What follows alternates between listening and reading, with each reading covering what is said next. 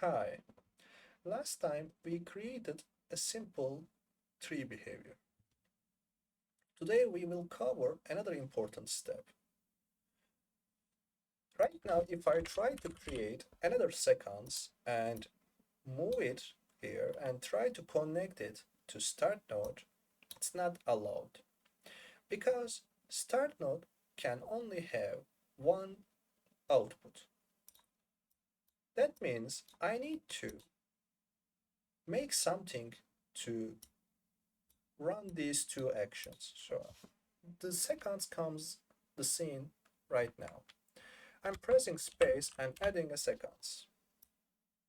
Right now, if I try to connect these actions to sequence, as you can see, it is allowed.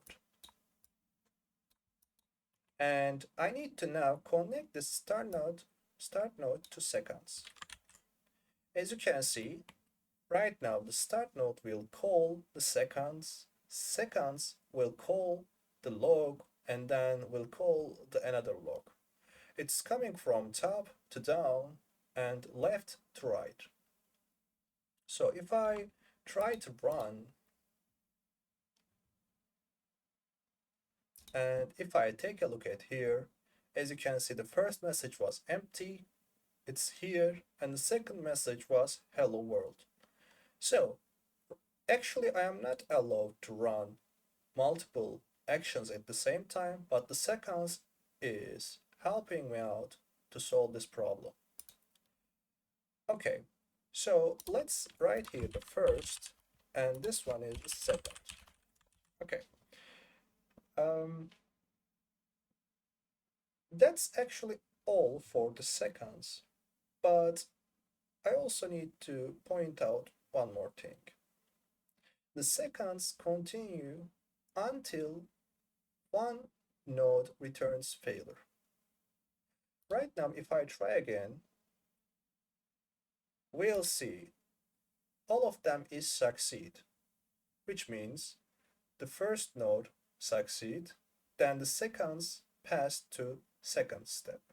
But if one of them is failed between these nodes, the other one will not be executed. So let's try this one. I'm moving these two and separating them from each other, and I'm going to pressing space and return failure. It's going to help me to decorate the result.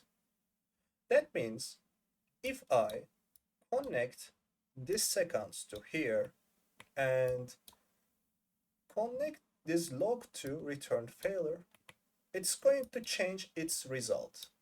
Return failure is going to change this one result. So let's try again. As you can see, start node is called, then the sequence is called, then it comes to return failure. Return failure is actually going down and getting its state. This one is executed, as you can see, the first. It returned to succeed. Then the decorator did, if doesn't matter what is the result, it said it is failed. Actually, it was succeed. So how do I know that? It's actually, I can come here and create another log, and I'm going to call this one the 0. I don't know, I just type 0 and connect it to seconds. Right now, the start node is called seconds. Start node calls the seconds. Seconds come to first log action. It succeed, and then return failure comes, and return failure calls the second log action. What it doesn't matter what is the result. Return failure says it is failed.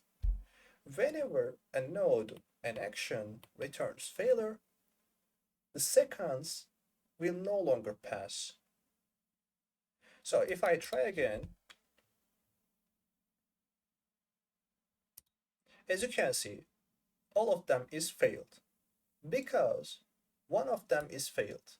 So whenever the return failure returned failed, the second said I am also failed because Seconds returns also returns failed whenever a node in it failed.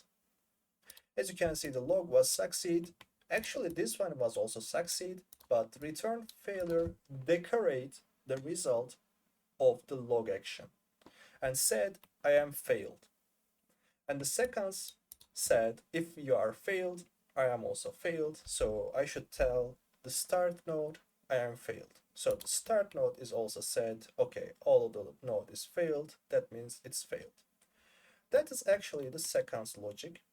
It's helping us because some making decision actions, these kinds of things, it's very important to understand. If you have any question, feel free to ask in the comments. I will try to respond to them. Thank you for watching.